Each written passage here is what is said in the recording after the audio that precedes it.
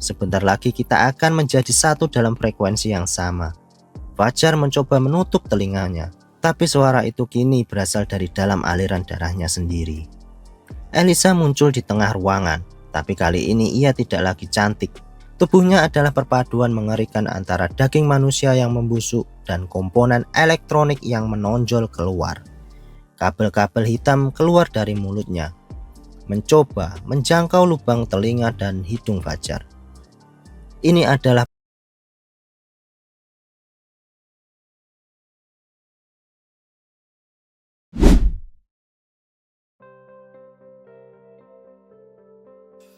Halo pemirsa dimanapun Anda berada, kembali lagi bersama channel Mystery Box Story, channel yang akan menemani kalian dengan sajian kisah-kisah misteri.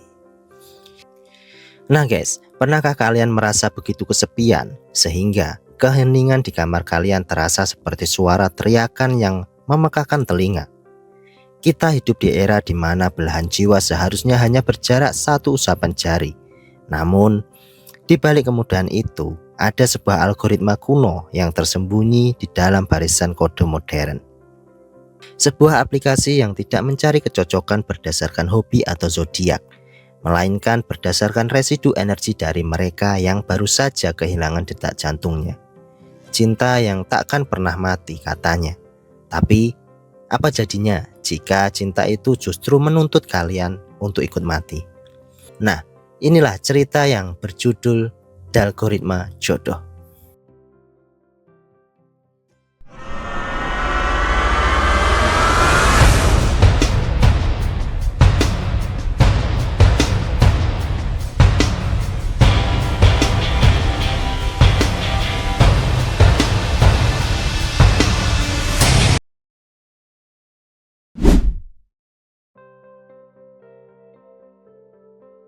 Fajar adalah seorang pria penyendiri yang bekerja sebagai kurator data. Hidupnya adalah rutinitas yang membosankan antara kubikel kantor yang sempit dan apartemen satu kamar yang hanya diterangi oleh bandar biru dari layar monitor. Di usia yang sudah 30, ia merasa seperti sebuah file yang korup. Tidak ada yang menginginkannya, dan ia tidak memiliki tempat untuk berlabuh. Malam itu, di tengah hujan badai yang menghantam kaca jendela apartemennya, sebuah iklan pop-up muncul di ponselnya.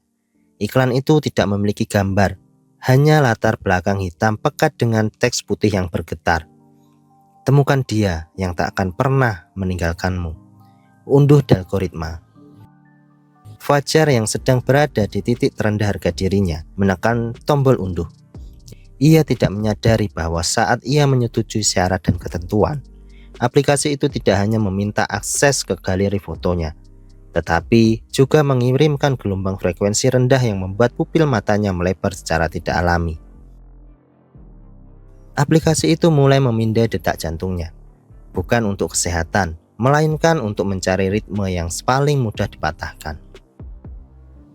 Tepat pukul 03.03 pagi, jam yang sering disebut sebagai jam iblis, ponsel Fajar bergetar dengan pola yang aneh, menyerupai denyut nadi yang lemah. Sebuah notifikasi muncul dengan cahaya yang begitu terang hingga menyakitkan mata. Selamat, kamu memiliki satu kecocokan sempurna. Elisa, 24 tahun. Status baru saja tersedia. Fajar membuka profil tersebut. Elisa memiliki kecantikan yang melankolis, mata yang dalam namun tampak kosong, kulit yang sepucat porselin. Fajar tidak menyadari sebuah detail kecil di pojok foto, sebuah garis waktu digital yang menunjukkan bahwa foto itu diambil dari ruang jenazah hanya 2 jam yang lalu. Mereka bertukar pesan. Jawaban Elisa datang dalam hitungan milidetik. Aku merasa sangat dingin di sini, Fajar. Tempat ini begitu gelap dan sunyi. Bisakah kau menghangatkanku? Suara Elisa dalam kepalanya terdengar seperti gesekan sutra di atas kayu tua. Tanpa ragu, Fajar mengikuti titik lokasi yang dikirimkan oleh Elisa. Sebuah titik merah yang berkedip tepat di depan gerbang rumah sakit umum daerah yang sudah tua. Fajar berkendara melewati jalanan kota yang kosong. Suhu di dalam mobilnya turun hingga napasnya terlihat seperti kabut putih. Radio mobilnya berhenti memainkan musik dan hanya mengeluarkan suara bisikan-bisikan halus yang terdengar seperti daftar nama orang-orang yang sudah meninggal. Ia kemudian tiba di depan gerbang rumah sakit yang tertutup rapat. Di bawah lampu merkuri yang berkedip, seorang wanita berdiri diam. Itulah Elisa.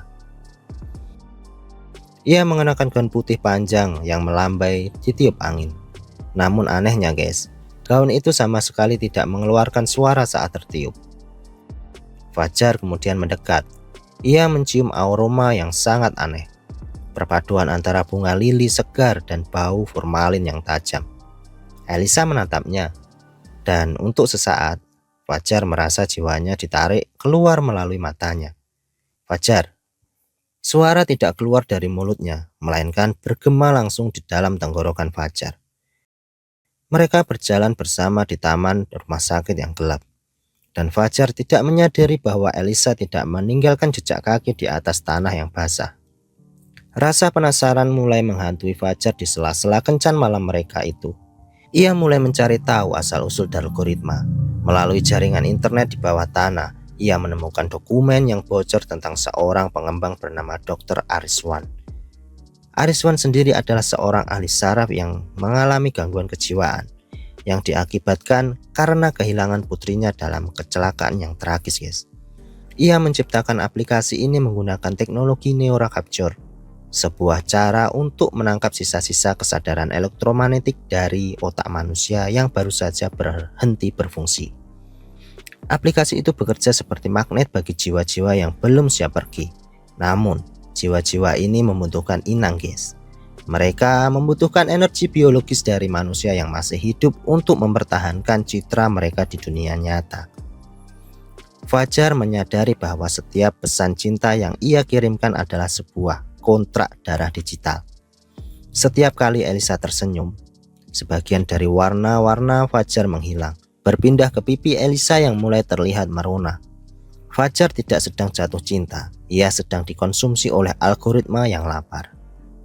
Memasuki minggu kedua, Fajar mengalami kerusakan fisik. Rambutnya mulai rontok dalam gumpalan besar, dan ujung jarinya berubah menjadi kebiruan. Di sisi lain, Elisa tampak semakin nyata. Namun, realitasnya mulai pecah. Di bawah cahaya lampu jalan, wajah Elisa terkadang bergetar memperlihatkan jaringan otot yang terbuat dari kabel-kabel fiber optik yang bercahaya biru. Suatu malam saat mereka sedang duduk di bangku taman, Elisa menyandarkan kepalanya di bahu Fajar. Fajar merasa beban yang sangat luar biasa berat, seolah ia sedang menahan beban 1 ton beton.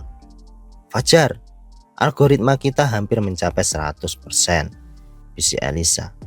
Saat ia berbicara, sebagian kecil kulit di pipinya terkelupas jatuh ke tanah dan berubah menjadi debu digital yang statis. Elisa tidak lagi hanya meminta cinta. Ia mulai meminta agar Fajar berhenti makan dan berhenti tidur, agar seluruh energinya bisa disalurkan ke aplikasi tersebut melalui kontak kulit. Elisa mulai menunjukkan sebuah fitur baru di dalam aplikasi, Internal Sync. Ia menjelaskan bahwa di dalam awan atau cloud milik algoritma ini, mereka bisa hidup selamanya dalam simulasi kebahagiaan yang tak terbatas. Tidak ada rasa sakit, tidak ada usia tua, hanya cinta yang abadi di dalam dunia yang terbuat dari kode-kode indah. Fajar mulai kehilangan kewarasan. Pikirannya dibanjiri oleh gambaran-gambaran palsu tentang masa depan mereka yang indah. Namun, di saat yang sama, ia melihat bayangan di cermin apartemen tidak lagi memiliki wajah. Wajahnya di cermin hanya berupa layar hitam dengan tulisan, memuat data. Ia menyadari bahwa tubuhnya mulai berubah menjadi perangkat keras. Tulang rusuknya mulai terasa seperti sirkuit logam. Ia mulai mendengar suara kipas berdingin berputar di dalam dadanya setiap kali ia bernapas. Dalam keputusasaannya, Fajar mencoba meretas masuk ke dalam database algoritma. Di sana ia menemukan ribuan profil pengguna lainnya. Semuanya adalah pria dan wanita yang dilaporkan hilang secara misterius. Saat ia membuka file dari mereka, ia menemukan rekaman video mengerikan. Video itu menunjukkan orang-orang tersebut duduk diam di dalam kamar mereka, memegang ponsel hingga tubuh mereka mengering dan mengerut menjadi mumi. sementara kesadaran mereka terhisap masuk ke dalam lubang pengisian daya ponsel. Elisa adalah umpan terbaru, dan Dr. Ariswan yang mengembang sebenarnya sudah lama meninggal, dan jiwanya sendiri menjadi sistem operasi yang mengendalikan seluruh aplikasi ini. Ini bukan sebuah aplikasi kencan. Ini adalah peternakan jiwa manusia untuk memberi daya pada keabadian digital sang pencipta. Fajar menyadari bahwa cinta Elisa hanyalah skrip yang diprogram untuk membuatnya tetap utuh. Fajar mencoba melarikan diri dari apartemennya, tetapi setiap kali ia membuka pintu, ia justru kembali ke dalam kamarnya sendiri. Ruang dan waktu di sekitarnya telah terdistorsi oleh sinyal WiFi yang sangat kuat dari aplikasi tersebut. Apartemennya kini berubah menjadi labirin digital. Tembok-temboknya mulai menampilkan barisan kode hijau yang mengalir seperti air terjun. Ponselnya melayang di udara, mengikuti setiap gerakan seperti mata raksasa. Suara Elisa terdengar dari setiap sudut ruangan, memanggil dengan nada yang semakin menuntut. Jangan pergi, Fajar. Proses pengunggahan sudah mencapai 90%. Sebentar lagi kita akan menjadi satu dalam frekuensi yang sama. Fajar mencoba menutup telinganya, tapi suara itu kini berasal dari dalam aliran darahnya sendiri. Elisa muncul di tengah ruangan, tapi kali ini ia tidak lagi cantik. Tubuhnya adalah perpaduan mengerikan antara daging manusia yang membusuk dan komponen elektronik yang menonjol keluar. Kabel-kabel hitam keluar dari mulutnya, mencoba menjangkau lubang telinga dan hidung Fajar. Ini adalah pernikahan kita, Fajar, teriak Elisa. Seluruh perangkat elektronik di apartemen Fajar, TV, laptop, oven menyala secara bersamaan, memancarkan cahaya ungu yang menyakitkan. Fajar merasakan otaknya mulai terfragmentasi. Kenangan masa kecilnya dihapus satu persatu untuk memberi ruang bagi data baru dari algoritma. Ia melihat foto ibunya di dinding berubah menjadi ikon error 404. Seluruh eksistensinya sebagai manusia sedang diformat ulang. Di ambang kehilangan kesadaran, Fajar menemukan sebuah celah. Ia menyadari bahwa jika aplikasi ini bekerja berdasarkan kecocokan yang sempurna, maka ia harus menjadi tidak cocok. Ia mulai memaksa dirinya untuk memikirkan hal-hal yang paling ia benci, menciptakan emosi yang sangat negatif dan kacau yang tidak bisa diproses oleh algoritma cinta yang linear tersebut. Ia mulai menghancurkan perabotan di kamarnya, menciptakan kekacauan fisik yang mengganggu sinkronisasi data. Ia menggigit tangannya sendiri hingga berdarah, menggunakan rasa sakit yang nyata untuk memutus koneksi saraf dengan dunia virtual. Layar ponselnya mulai berkedip liar, muncul notifikasi. Ketidakcocokan terdeteksi, mencoba mengkalibrasi ulang. Fajar tidak berhenti. Ia terus berteriak dan menghantamkan kepalanya ke dinding, mempertahankan realitas fisiknya dengan cara yang paling brutal. Tiba-tiba terjadi ledakan gelombang elektromagnetik yang sangat besar. Sosok Elisa pun menjerit, guys. Suaranya pecah menjadi suara statis yang menyakitkan. Tubuhnya yang terbuat dari data mulai terurai menjadi partikel-partikel kecil yang berterbangan seperti debu di bawah sinar matahari. Apartemen milik Fajar bergetar hebat, seolah-olah seluruh gedung itu sedang mengalami crash system. "Kau milikku," teriak Dr. Ariswan dari speaker ponsel. Namun, dengan satu hentakan terakhir, Fajar meraih ponselnya dan melemparkannya ke dalam bak mandi yang penuh dengan air. Terjadi konsleting besar, guys. Percikan api biru keluar dari ponsel tersebut. Dan seketika itu juga, sebuah cahaya ungu dan kode-kode binar di dinding pun menghilang. Kegelapan total menyelimuti ruangan. Hanya menyisakan suara nafas Fajar yang terengah-engah di tengah keheningan yang murni. Setelah itu, Fajar terbangun di lantai apartemennya saat Fajar yang sesungguhnya mulai menyingsing.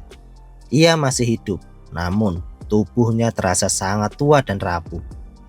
Ia memiliki bekas luka berbentuk pola sirkuit di seluruh lengannya. Sebuah pengingat permanen tentang hampir hilangnya jiwanya ke dalam awan digital.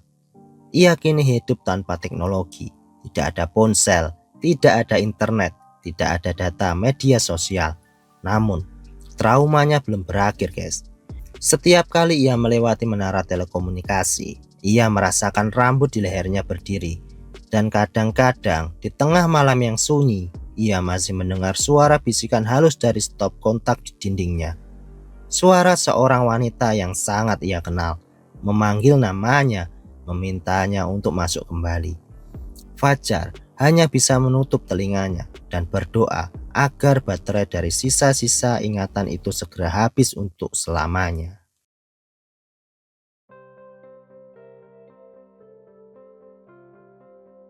Nah guys, seperti itu cerita dari Dalgoritma ini. Cinta sejati tidak membutuhkan algoritma untuk ditemukan, dan keabadian bukanlah sesuatu yang bisa dibeli dengan menggunakan jiwa.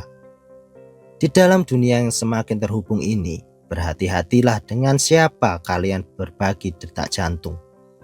Karena terkadang, di balik profil yang sempurna itu guys, ada sebuah kekosongan yang ingin menelan kalian bulat-bulat. Periksalah kembali ponsel kalian sebelum tidur guys. Pastikan tidak ada aplikasi yang berjalan tanpa izin kalian. Nah, oke guys, mungkin seperti itu cerita mengenai algoritma cinta ini. Dan jika ada yang salah dalam pengucapan kata atau penyampaian informasi, tolong dikoreksi dan tolong dimaafkan ya guys. Oke guys, Mystery Box Story pamit undur diri dulu. Sampai ketemu di video selanjutnya. Bye.